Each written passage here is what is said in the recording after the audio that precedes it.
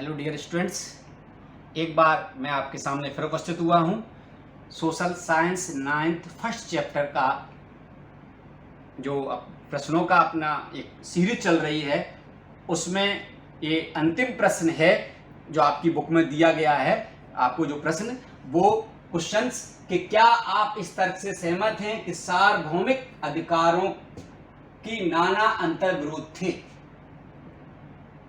तो मतलब जो अधिकार प्राप्त हुए थे उन अधिकारों में कोई अंतर विरोध था क्या, ये आपसे प्रश्न प्यारे बच्चों पूछा गया है।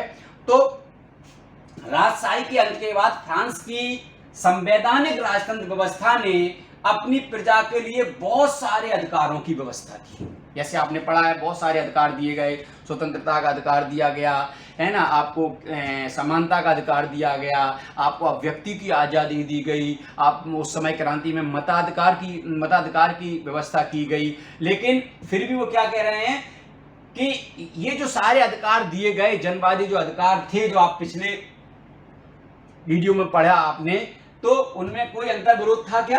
यानी राजशाही के अंत के बाद फ्रांस की संवैधानिक राजतंत्र व्यवस्था ने अपनी प्रजा के लिए बहुत सारे अधिकारों की व्यवस्था की, परंतु उनमें कुछ अंतर विरोध भी थे। उनमें अंतर विरोध भी थे जो इस प्रकार हैं। जैसे मैं आपसे जानना चाहता हूं कि कौन सा अंतर विरोध आपके दिमाग में भी घूम रहे हैं।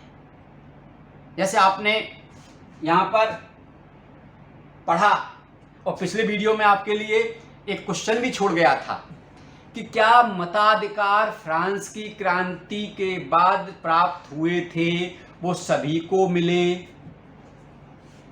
यदि नहीं तो कौन। अंतर विरोध हो गया ना। किनको नहीं मिले थे कि जो कम से कम 3 दिन की मजदूरी के बराबर टैक्स अदा नहीं करते हों, और महिलाओं को। यानी कि एक बहुत बड़ा वर्ग क्या हो गया, एक बहुत बड़ा वर्ग किससे छूट गया, मताधिकार से छूट गया।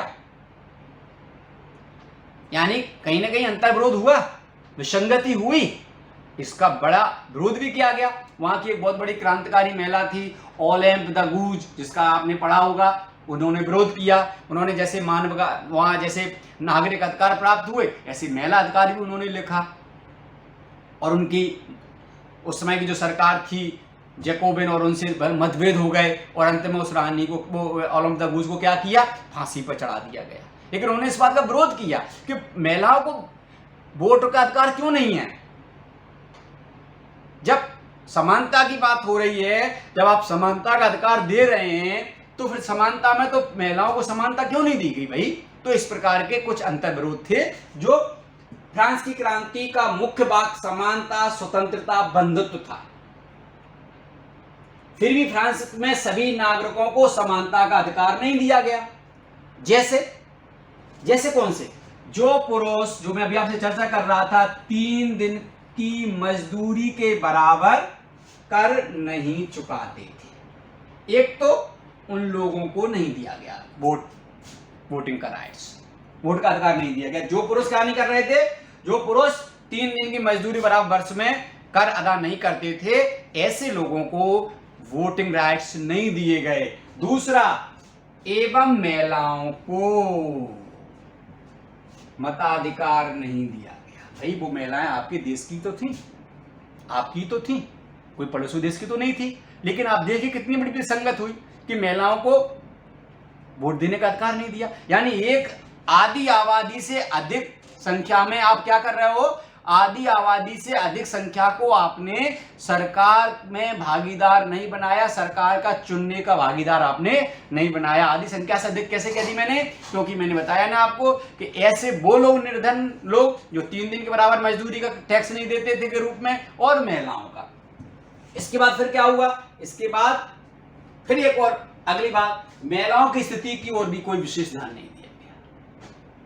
अधिकारों में बड़ी बड़ी बात कही गई, नागरिकों को जब घोषणा पत्र किया गया उसमें बड़ी बड़ी बात कही गई, लेकिन महिलाओं की तरफ कोई ध्यान नहीं दिया गया। उन्हें एक ओर तो मताधिकार से वंचित कर दिया गया, तो दूसरी ओर क्या किया गया, उन्हें पुरुषों के समान वेतन नहीं दिया जाता था। सोचिए आप कितनी बड़ी विसंगति है। ये भी दूसरी बड़ी विसंगति।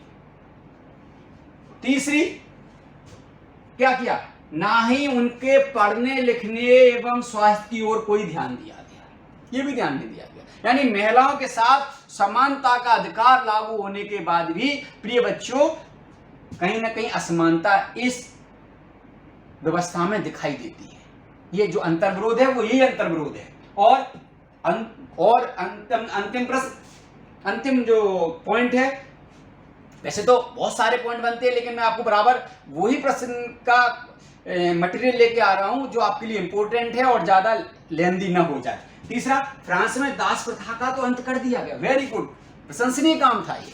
दासों की स्थिति बहुत खराब थी। जितनी भी सामंती व्यवस्था चल रहा था पूरे यूरोप में, हर राष्ट्र में दासों की स्थिति बहुत खराब थी। दासों को पशु से भी बदतर व्यवहार किया जाता था।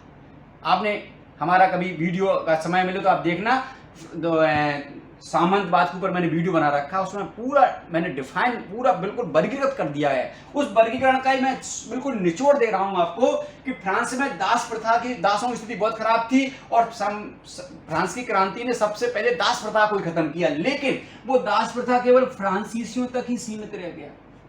इनके उपनिवेशों में जो दास थे उसके विषय में इन्होंने कुछ भी नहीं कहा। नीग्रो थे, अन्य जो जाति के लोग थे जो इनके उपनिवेशों में रह रहे थे, इनकी मजदूरी कर रहे थे, उनके विषय में भी कुछ नहीं बोला। तो स्वाभाविक बात है कि इसमें जो प्रश्न पूछा गया है कि क्या इस तर्क से आप सहमत हैं कि सार्वभौमिक अधिकारों के नाना अंतर्विरोध थे? तो यस, अंतर्विरोध थे। क्या क्या अंतर्विरोध थे, शॉर्ट में अपन फिर से बात कर लें। महिलाओं को वोटिंग राइट्स नहीं दिया गया, ऐसे लोगों को मताधिकार नहीं दिया गया जो 3 दिन की मजदूरी बराबर टैक्स अदा नहीं करते थे।